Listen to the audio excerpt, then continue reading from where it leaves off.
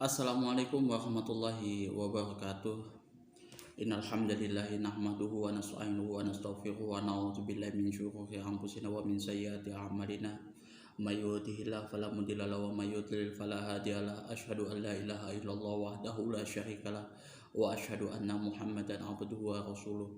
Allahumma shalli ala sayidina Muhammad wa ala ali sayidina Muhammad kama shallaita ala sayidina Ibrahim wa ala ali sayidina Ibrahim wa barik ala sayidina Muhammad wa ala ali sayidina Muhammad kama barakta ala sayidina Ibrahim wa ala ali sayidina Ibrahim fil alamin innaka Hamidum Majid.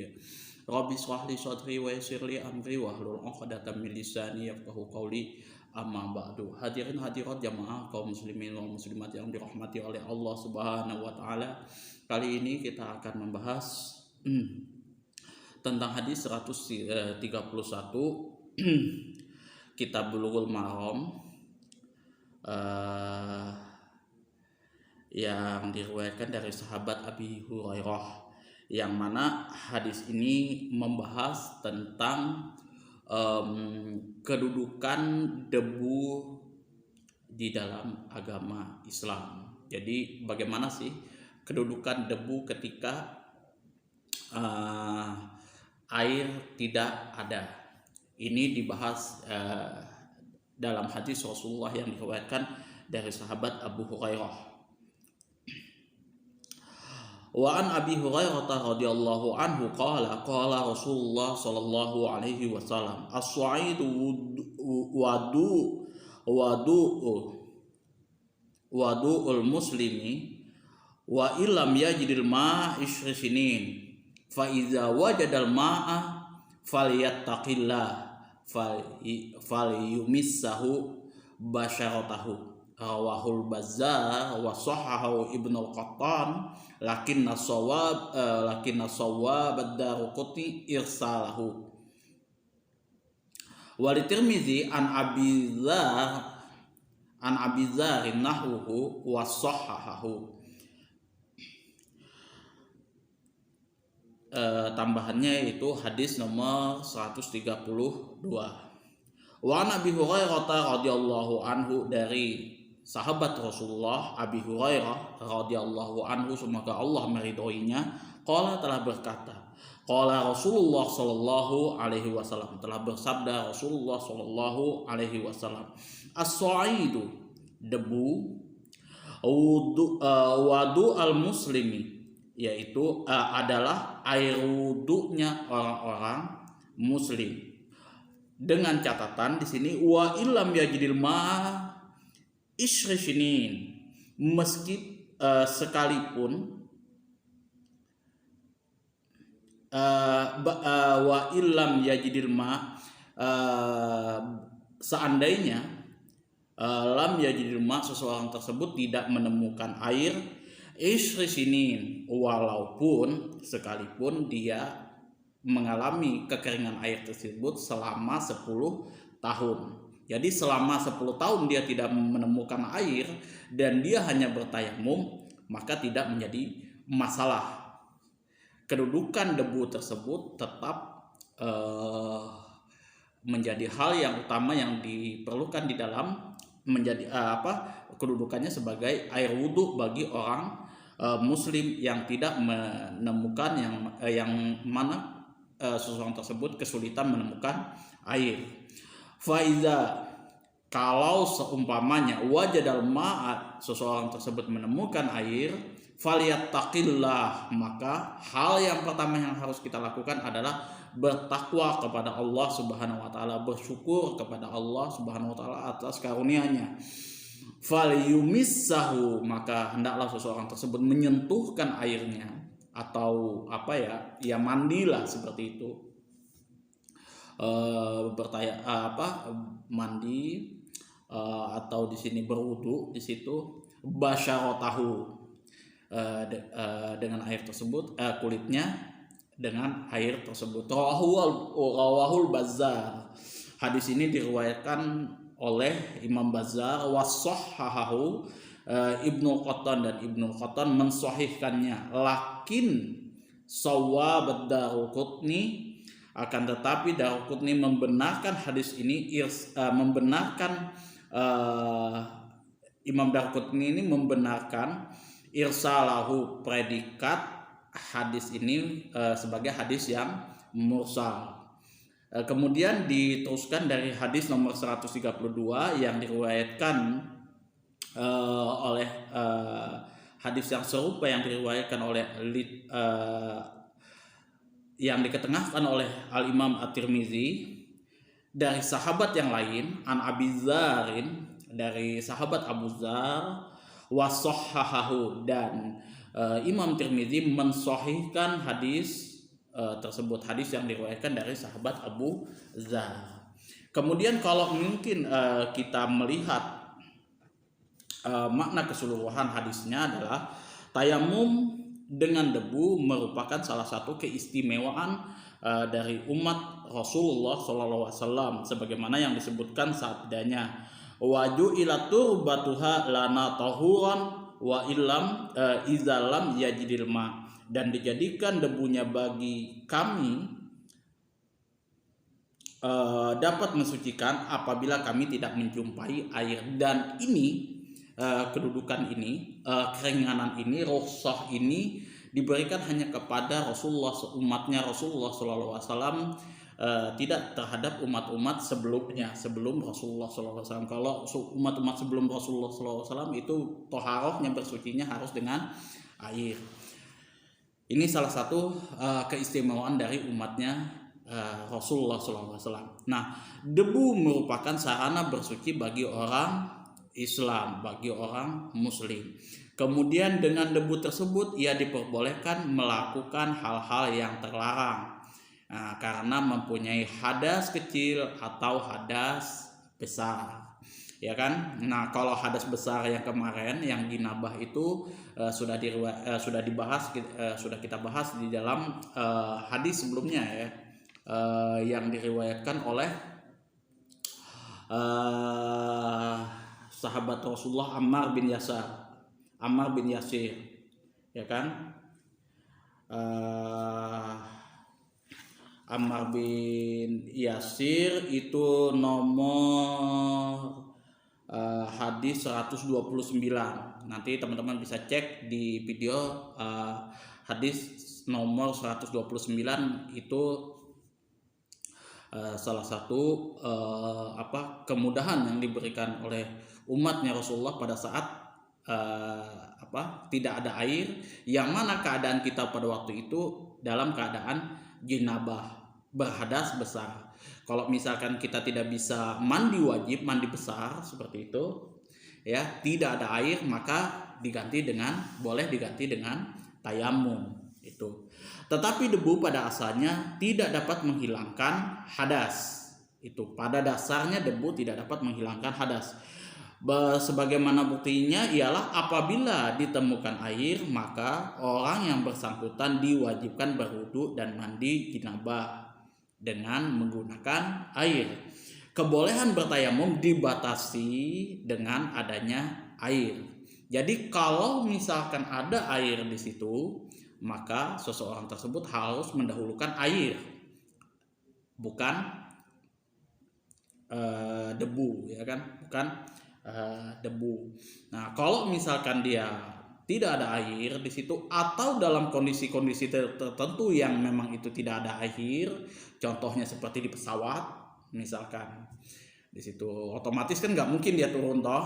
Nah, maka ya bertayamum di situ apabila dia sudah masuk waktu sholat. Nah, kemudian di sini mengingat tayamum tersebut merupakan cara yang masih belum dikenal oleh orang-orang Arab dan belum ada pula yang lainnya, maka syariat mengukuhkan perintahnya kepada mereka yang menamakannya sebagai yang mensucikan. Nah, dapat mensucikan dikala air tidak ada. Salah satu contoh yang di sini ini dua sahabat Rasulullah, yaitu Umar bin Khattab sama Ammar bin Yasir ya. Kalau Umar bin Khattab waktu itu, kalau misalkan orang tersebut dalam keadaan jinabah dan tidak menemukan air, maka tidak boleh melakukan apapun sampai dia menemukan air. Kalau Ammar bin Yasir, beliau menanyakan langsung kepada Rasulullah. Kesalahan Ammar bin Yasir pada waktu itu dia guling-guling. Nah, guling-guling gitu kan.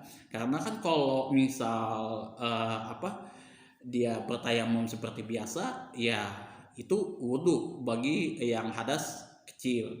Nah, bagaimana kalau misalkan saya berhadas besar? Otomatis kalau misalkan diganti dengan debu, ya guling-guling lah seperti itu. Kemudian Rasulullah memberikan arahan kepada Ammar bin Yasir, dan Ammar bin Yasir ini hadis yang diriwayatkan dari Ammar bin Yasir dari sahabat Rasulullah ini yang banyak dipakai oleh keseluruhan ulama-ulama hadis dan ulama-ulama fikih.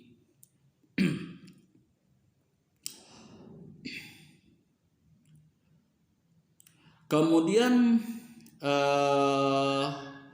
hal ini dinyatakan sebagai ungkapan mubalaghah melalui sabdanya, penguatan melalui sabda Rasulullah SAW, apabila tidak menemukan air sekalipun dalam 10 tahun. Nah, di sini fa illam yajidil ma'a isri sinin. Nah, fa illam yajidil ma, kalau misalkan kita bahasa bahasa ininya ya, walau isri sinin, walaupun di situ dia tidak menemukan air selama 10 tahun. Ini pengukuhan yang yang disabdakan oleh Rasulullah SAW. Jadi kalau misalkan kondisi kita selama 10 tahun tidak menemukan air, maka yang dilakukan adalah bertayamum dengan menggunakan debu. Menamakannya sebagai pengganti air yang mensucikan, wadu'a, atau wudu'ul muslimi.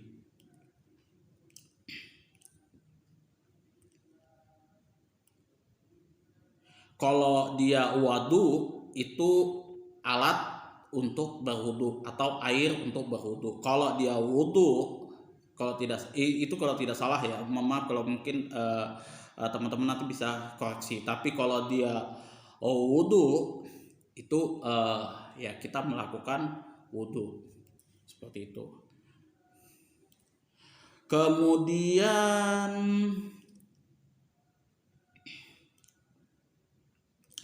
dalam hal ketiadaan air, tidak ada bedanya antara ketiadaan yang hakiki dan ketiadaan hukmi, statusnya saja. Seperti orang yang kehilangan alat untuk mengeluarkan air, atau dia sedang sakit yang melarangnya untuk menggunakan air karena sakitnya akan bertambah atau lambat sembuh, atau akan mengakibatkan komplikasi penyakit lain yang bisa diketahui secara pasti atau hanya berdasarkan zon melalui eksperimen atau nasihat dari dokter muslim yang ahlinya. Nah, salah satu contoh hadis yang masyhur yang diketahui oleh teman-teman semua, oleh para ustadz itu, ada sahabat Rasulullah yang mana pada waktu itu dia bertanya kepada sahabat kawannya kayak gitu, aku ini kedinginan nih, ini posisi dalam keadaan dingin. Nah, dia kesulitan untuk berwudu pada waktu itu, dia menyentuh air pada waktu itu. Nah, kemudian sahabatnya apakah saya boleh mengganti dengan tayamum? Kata sahabatnya waktu itu, jangan, tetap harus berwudu menggunakan air. Dan ketika dia melakukan itu, orangnya meninggal. Maka Rasulullah marah pada waktu itu. Makanya kata Rasulullah, fas'alu ahla maka di situ hendaklah fas'alu ahla zikr in kuntum la ta'lamun, hendaklah kamu bertanya kepada orang yang ahlinya apabila kamu tidak tahu. Kalau misalkan tidak tahu, katakan tidak tahu atau diam kayak gitu. Jangan sampai teman-teman misalkan memutuskan hukum yang teman-teman tidak ketahui. Nah, makanya kalau misalkan saya ada teman-teman yang tanya masalah apapun, itu saya cek betul-betul kitabnya seperti apa, kemudian pendapat para ulama seperti apa, seperti itu. Walaupun saya tahu nih dalil-dalilnya, hadisnya apa segala macam, tapi saya coba cek di beberapa kitab-kitab yang lain. Makanya untuk pertanyaan teman-teman, ada teman yang menanyakan tentang musik, itu saya pastikan dulu, mungkin insya Allah saya akan publish, saya akan buat nanti hari Sabtu lah kalau nggak salah, kalau misalkan nggak ada halangan, saya susun sedemikian rupa yang pro dan yang kontranya. Nanti teman-teman bisa lebih yakin lagi di dalam mengamalkan segala sesuatunya. Nah, itu yang saya lakukan. Makanya kalau misalkan saya itu jujur saja agak rigid sebenarnya, agak tidak sependapat, agak nggak suka sebenarnya dengan apa ya, contoh lah ustadz-ustadz yang baru-baru hijrah kayak gitu, yang dari artis sepi job kayak gitu, hijrah kemudian menjadi ustadz kayak gitu, yang mana dia mondoknya di mana, sekolahnya di mana, kemudian dan lain sebagainya dia tidak tahu, kemudian dia menjadi ustadz. Nah, yang jadi masalah sebenarnya kalau mungkin dia menjadi ustadz hanya sebatas apa ya, hal-hal yang dia tahu aja. Dia misal kayak Baim Wong, dia fokus bersodakoh saja kayak gitu kan, ya intinya menginfluence banyak orang untuk berbuat baik, itu tidak ada masalah. Misalkan menginfluence orang untuk bersolawat, berzikir dan lainnya, itu tidak ada masalah. Nah, tapi kalau sudah berbicara masalah hukum yang mana dia tidak mengetahui sama sekali tentang dalil-dalilnya, bagaimana kaul ulama di dalam berpendapat masalah hukum, langsung dia ambil suatu kesimpulan berdasarkan Al-Quran dan hadis yang dia tidak tahu gimana bentuk nasnya seperti apa, hadisnya seperti apa, itu bahaya. Apalagi biasanya kalau yang sekarang itu malah terjadi orang yang baru saja tahu, yang keilmuannya cetek-cetek begitu saja kayak gitu kan, berani mengkritisi para alim ulama yang ada di MUI. Itu sangat bahaya, itu sangat bahaya. Kalau misalkan teman-teman mau mengkritisi, pastikan teman-teman paham betul tentang dalil-dalilnya, tentang kaul ulamanya, seperti itu. Bukan artinya seorang ulama yang ada di MUI, kiai dan segala macam itu tidak boleh dikritisi, boleh, tidak ada masalah sebenarnya. Pastikan teman-teman mempunyai standar yang memang sudah sesuai dengan ketetapannya. Makanya ulama-ulama NU, kiai-kiai NU itu juga kemarin juga memberikan standar sebenarnya, memberikan sertifikasi untuk orang-orang yang berceramah itu, supaya yaitu tadi tidak salah di dalam menentukan hukum. Apalagi kalau sudah yang berbicara masalah hukum, asal sebut aja, asal sikat saja seperti itu. Nah, itu yang bahaya. Nah, contoh ya kasus saya sebut saja sebenarnya. Ini supaya sebenarnya untuk pelajaran. Contoh ustadz yang baru yang sudah redup kayak gitu. Tapi dia pengen eksis ya kan, menjadi ustadz baru-baru ini ya kan, kemudian dia salah dalam mengartikan kemarin masalah balik ke masalah apa kayak itu. Nah, itu ditegur sama orang-orang yang nggak tahu agama, yang ilmunya cetek lagi. Itu sungguh-sungguh sangat memalukan sekali gitu kan. Apalagi kalau misal ya sudah detail-detail urusan-urusan teknis, dia berani mencampuri seperti itu yang mana dia tidak mengetahui, itu hati-hati. Itu makanya teman-teman itu saya sepakat dengan teman-teman para netizen yang mempertanyakan dulu ini Ustadz pernah mondoknya di mana, kemudian gurunya siapa saja, kemudian kitabnya apa saja yang di dalam yang menjadikan landasan dia di dalam berfatwa, di dalam menjelaskan masalah hukum. Itu hal-hal yang penting untuk kita sama-sama jaga seperti itu. Karena kita ustadz ini ya para ustadz semuanya itu mengayomi semua orang yang orang-orang awam. Nah, orang awam sebenarnya itu dia tidak mengikuti mazhab kebanyakan orang ya, mazhab Ahlussunnah wal Jamaah, enggak. Orang awam itu sebenarnya dia bermazhab pada orang yang memberikan fatwa, itu yang memberikan hukum. Contoh, misalkan saya kasih contoh Deddy Corbuzier, kemudian Tretan Muslim sama Coki Pardede. Saya akan berikan contoh. Deddy Corbuzier sama Coki Pardede itu mazhabnya, kalau Deddy Corbuzier itu Gus Miftah, kalau Coki Pardede sama Tretan Muslim itu mazhabnya itu siapa? Habib Ja'far. Itu terutama Tretan Muslim ya kan, karena beliau muslim. Nah, itu mazhabnya itu kalau nggak Gus Miftah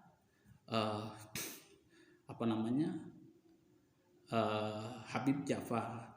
Kenapa orang-orang awam tersebut bermazhab seperti itu, dipermudah seperti itu untuk bertaklid buta seperti itu?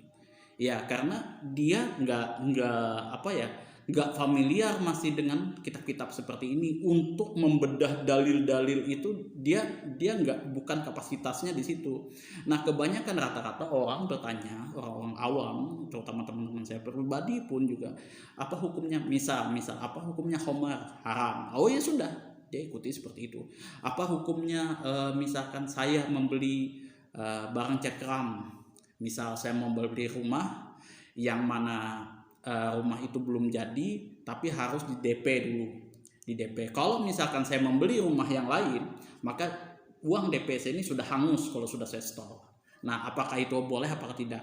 Nah, biasa kalau saya mengambil mazhab pandangan imam lain, mazhab Hambali, itu boleh itu. Nah, dia nggak kalau orang awam nggak peduli dalil, dia nggak buka kitabnya.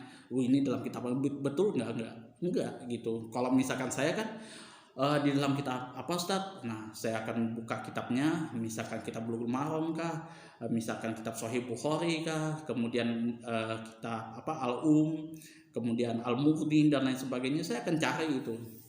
Tapi kalau misalkan yang lain, ya mohon maaf, tidak ada kemampuan di situ, karena speknya juga itu sangat standarisasinya memang betul-betul sangat ketat. Salah satunya itu kalau kita bagi orang yang pemula aja, yang untuk SMA itu kita harus menguasai sampai Alfiyah Ibnu Aqil. Nah, syarahnya itu Ibnu Aqil itu kalau misalkan kita belajar ilmu nahwu untuk mengkaji kitab kuning itu ulama-ulama terdahulu itu kitab-kitab kuning, kayak contoh Bulughul Maram itu. Nah, apalagi yang lain itu kan, hadis dan lain sebagainya. Nah, itu yang perlu ya kan. Jadi teman-teman harus usahakan berguru sama orang-orang yang betul-betul memahami di bidangnya. Meskipun mungkin ya kalau teman-teman yang kayak sekarang ini jumlah gurunya itu tidak begitu terkenal lah, subscribernya turun lah kayak gitu, tapi dia memang betul-betul menguasai itu, maka ya ambil. Itu yang perlu teman-teman perhatikan semuanya kalau misalkan kita sudah berbicara hal-hal teknis. Kemudian kalau di sini, nah itu tadi kalau misalkan seseorang tersebut mungkin dalam keadaan sakit, itu yang mana dia tidak boleh menyentuh air, maka harus diganti dengan tayamum itu. Tapi kalau yang ini sudah seluruh ustadz yang memahami dalil sama yang tidak begitu memahami dalil, yang tidak mengetahui masalah hukum juga sudah, alhamdulillah kalau saya lihat sih sudah paham semua ini. Kemudian kalau kita analisis lafadznya adalah as-sa'id di sini adalah debu.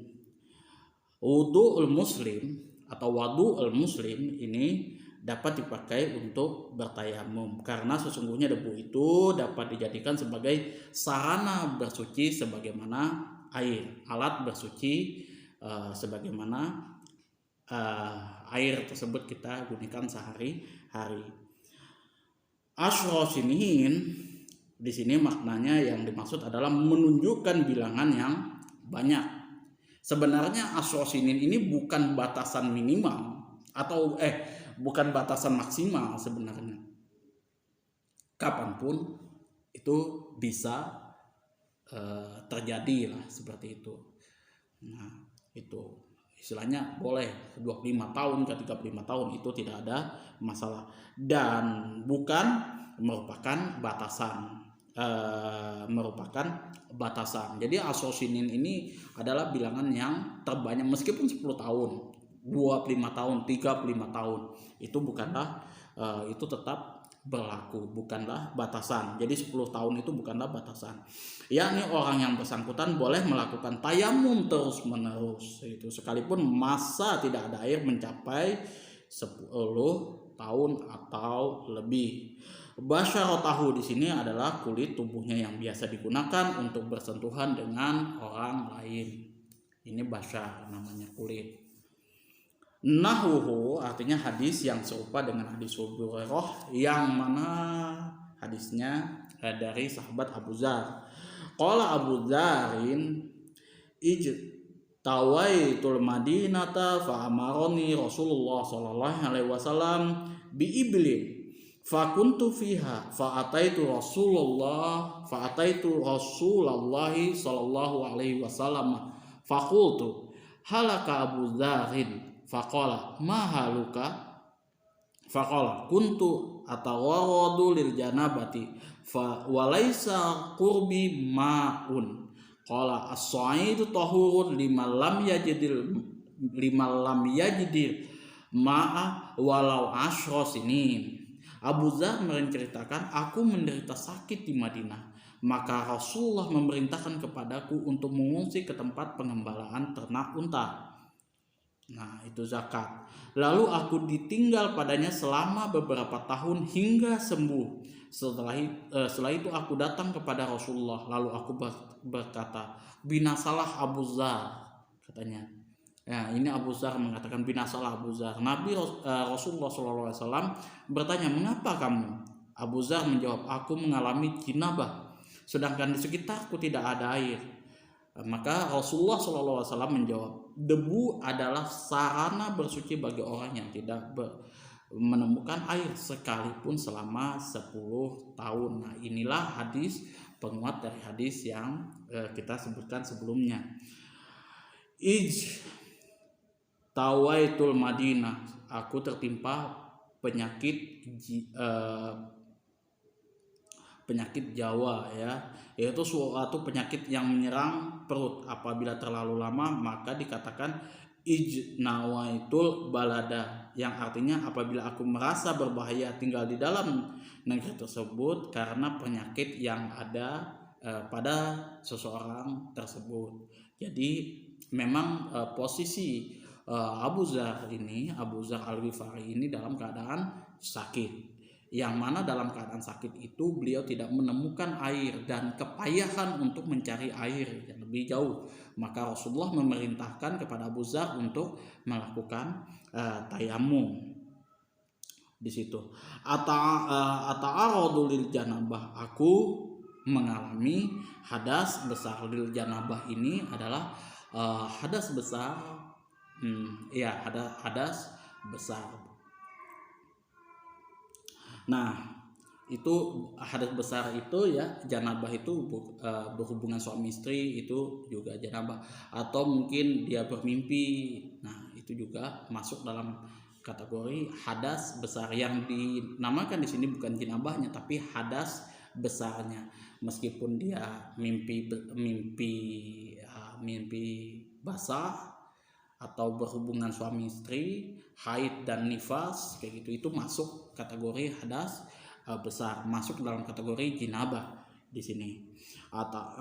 Kemudian fikih hadisnya adalah penamaan tayamum sebagai wudhu. Jadi di sini tayamum itu adalah pengganti daripada tayamum di sini adalah sebagai wudhu, ya. Tayamum menggantikan kedudukan air yang dapat menghilangkan jinabah untuk sementara waktu hingga air ditemukan, sebagaimana yang sudah kita jelaskan di sebelum-sebelumnya tentang bagaimana seseorang tersebut melakukan kita melakukan tayamum, kemudian kapan-kapan saja waktunya, itu sudah dijelaskan detail di konten-konten video sebelumnya. Kemudian yang ketiga, orang yang mempunyai junub lalu bertayamum, apabila ia menemukan air maka ia wajib segera mandi junub. Nah, jadi di sini ada dua kesimpulan, ada dua kategori ya. Kalau misalkan dia menemukan air, nah tapi dia sudah selesai sholatnya, maka ada dua pilihan. Kalau misalkan seseorang tersebut mandi atau wudhu seperti itu, kemudian dia sholat lagi menggantikan sholatnya, maka dia dapat 2 pahala. Nah, apabila seseorang tersebut mandi tayamum di situ karena menghilangkan jenabah dan lain sebagainya, dan dia sudah sholat, itu sudah selesai sholatnya, tapi dia kemudian orang tersebut menemukan air dan dia tidak mengganti sholatnya, tidak mandi wajib di situ, tidak atau tidak wudhu, nah maka orang tersebut mendapatkan pahala 1, tetapi sah sholat yang sebelumnya yang dia lakukan bertayamum itu tetap sah, walaupun orang tersebut dalam keadaan hadas kecil atau hadas besar. Tetapi di sini juga disebutkan kalau misalkan orang tersebut mempunyai junub lalu bertayamum, apabila ia menemukan air maka wajib segera mandi junub. Nah, ini yang paling tepat kalau misalkan dia berjinabah atau hadas besar di situ, yang mana dia dia tidak bisa mandi karena tidak ada air, diganti dengan tayamum. Kalau dia menemukan air, dia langsung mandi wajib, seperti itu, mandi junub. Nah, periwayat hadisnya di sini adalah Abu Dzar Al-Ghifari, ialah Jundub ibnu Junadah, seorang pentolan sahabat dari kalangan muhajirin dan salah seorang nujaba. Ia telah meriwayatkan 281 hadis. Ibnu Abbas, Ana dan Ahnaf dan lain sebagainya yang cukup banyak jumlahnya telah mengambil riwayat daripada Abu Dzar Al-Ghifari. Imam Abu Dawud mengatakan bahwa dia menyamai Ibnu Mas'ud. Jadi dalam hal ini, jadi Ibnu Mas'ud ini setara dengan Abu Dzar Al-Ghifari kalau dalam hal ilmu.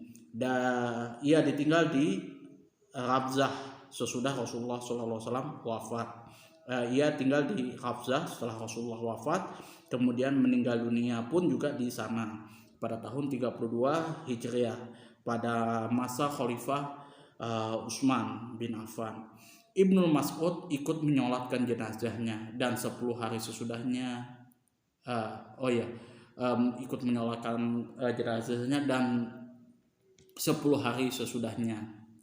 Nah, kemudian ia pun wafat. Jadi Ibnu Mas'ud pun wafat. Jadi 10 hari sesudah Abu Dzar Al-Ghifari wafat, kemudian Ibnu Mas'ud juga wafat. Nah, itulah penjelasan tentang hadis nomor 131.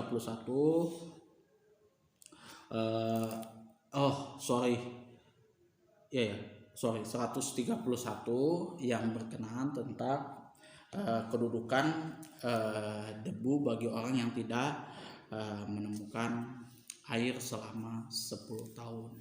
Nah, itu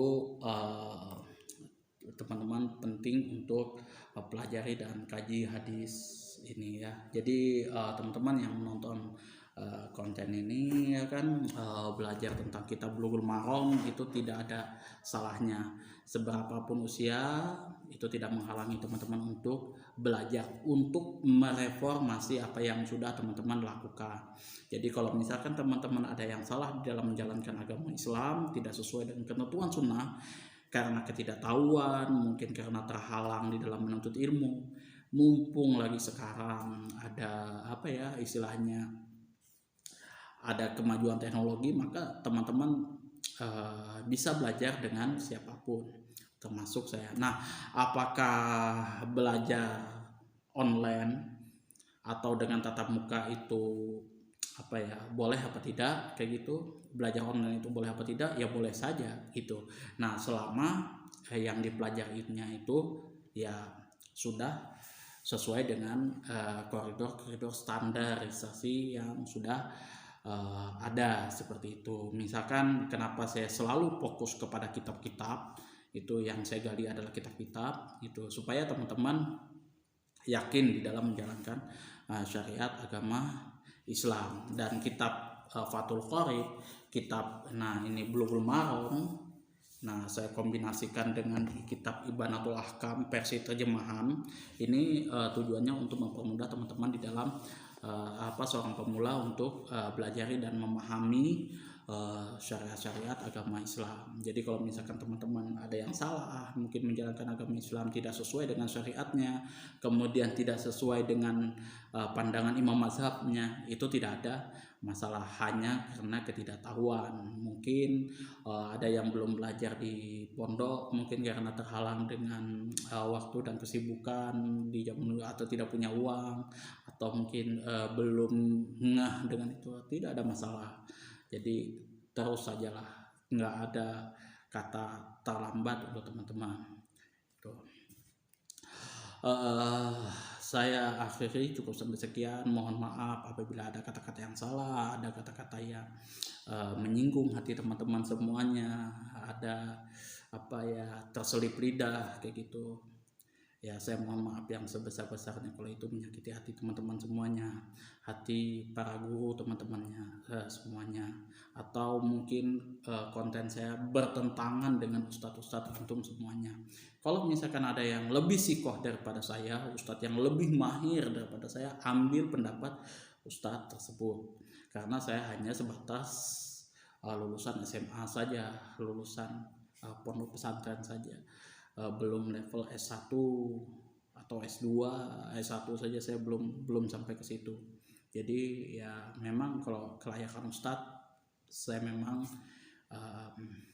ya banyak inilah, tapi ya tujuan saya untuk men-sharekan ilmu saya semuanya ke teman-teman. Itulah sebabnya dulu saya banyak menyembunyikan ilmu saya, bukan karena saya pengen menyembunyikan, tapi ya karena memang level saya belum sampai ke situ. Akhirul kalam, assalamualaikum warahmatullahi wabarakatuh.